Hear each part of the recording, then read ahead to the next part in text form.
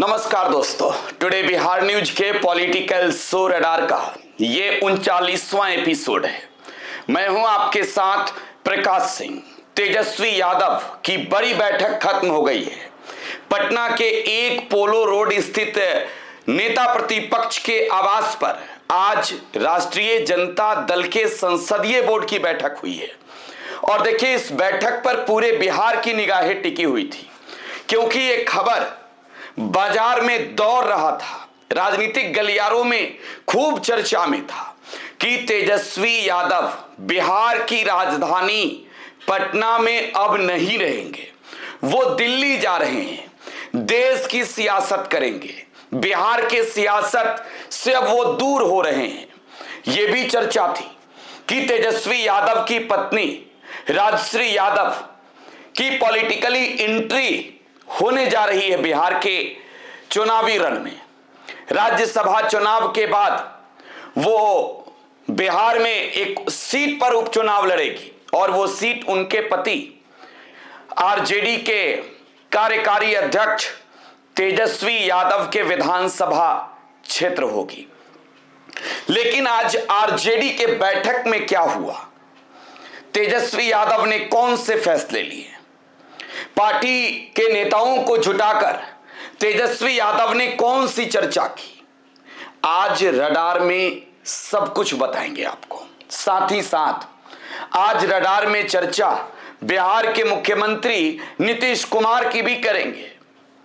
नीतीश कुमार का आज जन्मदिन था और इस मौके को जनता दल यूनाइटेड ने सेलिब्रेट किया है। तो नीतीश कुमार बिहार की राजनीति में कई नामों से पुकारे जाते हैं।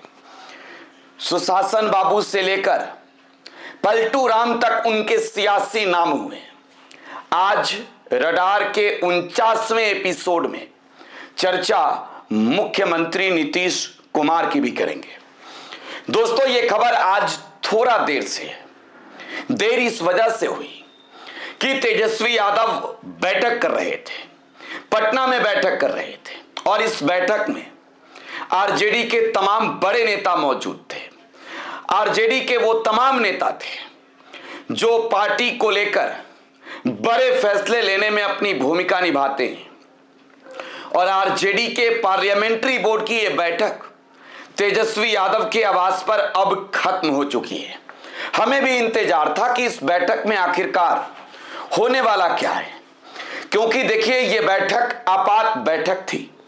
आपको भी मालूम है, तेजस्वी यादव दिल्ली में थे, दिल्ली से वो पटना आए और पटना में आकर तेजस्वी यादव ने ये बैठक बुलाई, क्योंकि आपको मालूम है राज्यसभा के 5 सीटों पर चुनाव होने हैं 16 मार्च को, और नामांकन की प्रक्रियाएं अब खत्म होगी 2-3 दिनों में। तो तेजस्वी यादव की रणनीति ये रही कि वो अब चुनाव तो लड़ेंगे। संख्या बल भले ही आरजेडी की कम है, लेकिन 5 सीटों पर होने वाले चुनाव में आरजेडी 1 सीट पर चुनाव लड़ेगी। और देखिए, दावा यह भी किया तेजस्वी यादव ने कि चुनाव जीतेंगे भी। तो खैर, आरजेडी की बैठक खत्म हो गई है। तेजस्वी यादव ने यह बैठक किया और इस बैठक में लालू प्रसाद यादव भी जुड़े। देखिए, लालू यादव वर्चुअल तरीके से वीडियो कॉन्फ्रेंसिंग के माध्यम से इस बैठक में हिस्सा लिए हैं और इस बैठक में उन्होंने कई महत्वपूर्ण चर्चाएं भी जो आज हुई है इस बैठक में, आरजेडी के पार्लियामेंट्री बोर्ड की बैठक में, इस बैठक में लालू यादव ने भी कई निर्देश दिए। हम आपको तस्वीरें दिखाना चाहेंगे। तस्वीरों में आप देख सकते हैं तेजस्वी यादव के घर के अंदर से दंदनाती हुई जो गाड़ियां निकल रही है। आरजेडी की बैठक खत्म होने के बाद की ये तस्वीरें हैं। पार्टी के बैठक में तमाम नेता शामिल हुए थे और बैठक खत्म होते ही तमाम नेता जो हैं वो बाहर निकले और उस दरमियान की ये तस्वीरें हैं। और ये तस्वीरें बता रही है कि तेजस्वी यादव बड़ी रणनीति पर काम कर रहे हैं, साइलेंट तरीके से काम कर रहे हैं और उनका जो मकसद है वो बड़ा है। और यही वजह है कि वो राजनीति को रणनीति के आधार पर ही लेकर आगे चलना चाहते हैं। खैर, सबसे बड़ी बात कि अंदर हुआ क्या, कमरे के अंदर क्या हुआ, बंद कमरे के अंदर जहां पर यह बैठक खत्म हुई। तो देखिए, सबसे बड़ी बात यह है कि मीडिया में कई खबरों की चर्चा थी। पहली चर्चा ये कि तेजस्वी यादव राज्यसभा जा रहे हैं। बिहार की राजधानी अब उन्हें भा नहीं रहा, वो देश की राजधानी में रहेंगे, देश की राजनीति में सक्रिय होंगे। और ये उदाहरण भी दिया गया कि यूपी के चुनाव में सपा हारी और अखिलेश यादव यूपी से दूर दिल्ली की सियासत में सक्रिय हुए, लोकसभा का चुनाव लड़ा, लोकसभा का चुनाव जीता। तो तेजस्वी यादव को लेकर भी ये चर्चा थी। अभी तो लोकसभा के चुनाव होने नहीं है, अभी राज्यसभा के चुनाव होने हैं और एक मौका, एक सीट है जिस पर साम दाम दंड भेद अपनाने के बाद महागठबंधन जीत सकती है। तो तेजस्वी यादव के नाम की ही चर्चा हो गई। लेकिन देखिए, आज जो बैठक हुई, इस बैठक में इस बात पर भी चर्चा हुई कि जो मार्केट में खबरें चल रही है, ये खबर आखिरकार आई कहां से, ये खबर दौड़ने कैसे लगी। देखिए, दौड़ने तो इस वजह से लगी कि तेजस्वी यादव का नाम है और तेजस्वी यादव का अगर नाम हो और ये चर्चा हो कि वो दिल्ली जा रहे हैं, तो ऐसे भी मीडिया को जो है वो मसाला मिल जाता है। लेकिन आपको ये खबर कंफर्म बता रहे हैं कि तेजस्वी यादव दिल्ली नहीं जा रहे हैं। तेजस्वी यादव दिल्ली देश की सक्रिय राजनीति में शामिल होने के लिए राज्यसभा नहीं जा रहे। देखिए, वो विपक्ष की एक मजबूत राजनीति में सक्रिय रहे हैं, बीजेपी के खिलाफ जो राजनीति होती है उसमें सक्रिय रहे। लेकिन राज्यसभा जाने का जो सवाल है, जो चर्चा है, जो मीडिया में खबरें दिखाई जा रही है, वो बिना सिर पैर का है। अब देखिए, खबर आई कहां से। दरअसल तेजस्वी यादव ने बिहार विधानसभा के बजट सत्र के दौरान अपने चैम्बर में पत्रकारों के एक सवाल का जवाब दिया था। तेजस्वी यादव ने यह कहा था कि चुनाव वो लड़ेंगे, यानी महागठबंधन लड़ेगी। तेजस्वी यादव ने यह कहा। लेकिन अब इस बात को मीडिया ने यह दिखाया कि तेजस्वी यादव ने कहा है लड़ेंगे। और देखिए, जैसे ही नाम आया तेजस्वी यादव का, चर्चाएं और शुरू हो गई।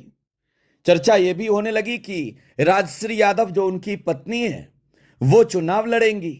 बीजेपी के नेताओं ने प्रतिक्रियाएं देनी शुरू कर दी। लेकिन तेजस्वी यादव ने मीटिंग में कंफर्म कर दिया है। देखिए, नाम भी तय हो चुके हैं। फिर एक बड़ी बात बता रहे, आरजेडी ने नाम भी तय कर लिया है कि किसे राज्यसभा के लिए उम्मीदवार बनाना है। अब ऐसे में हम आपको बताएं कि महागठबंधन के पास जो है वो 35 विधायक हैं।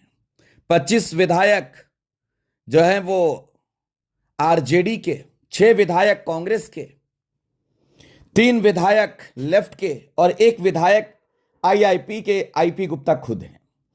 तो ये कुल जो है 35 विधायक हैं।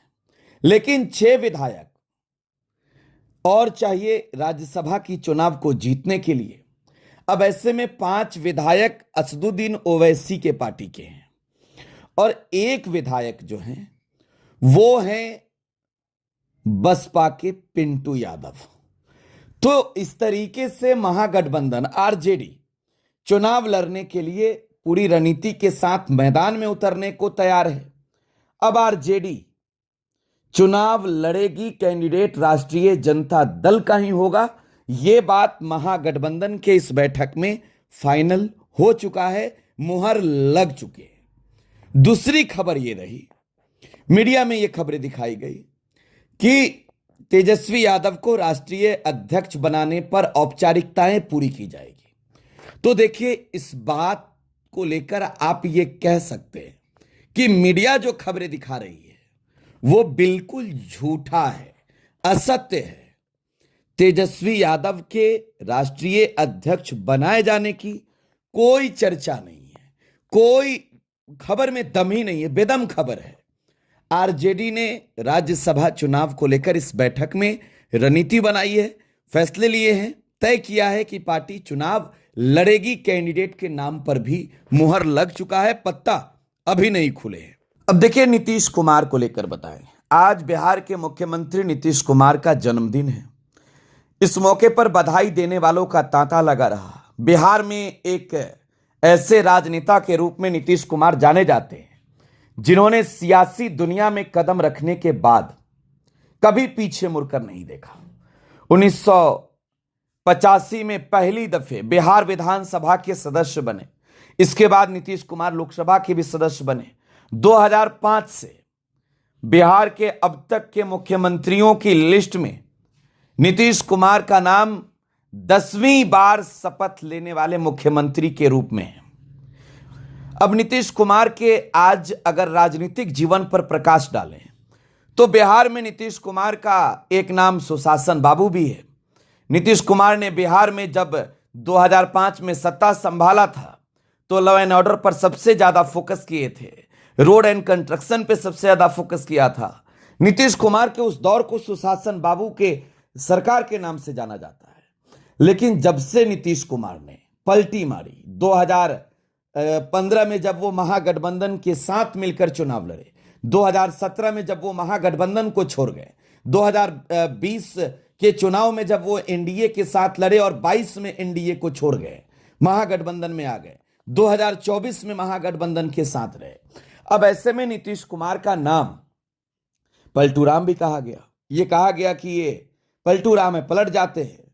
लेकिन ये भी जानना जरूरी है कि नीतीश कुमार राजनीतिक रूप से अपने दल के मुखिया हैं और बड़ा फैसला वो हमेशा लेते रहते हैं और उन फैसलों में नीतीश कुमार के ये फैसले भी रहे हैं कि कब किस दल के साथ गठबंधन करने हैं। बहरहाल 1951 में जन्मे नीतीश कुमार देश की राजनीति में वो राजनेता हैं जिन्होंने सबसे ज्यादा बार मुख्यमंत्री के रूप में शपथ लिया है।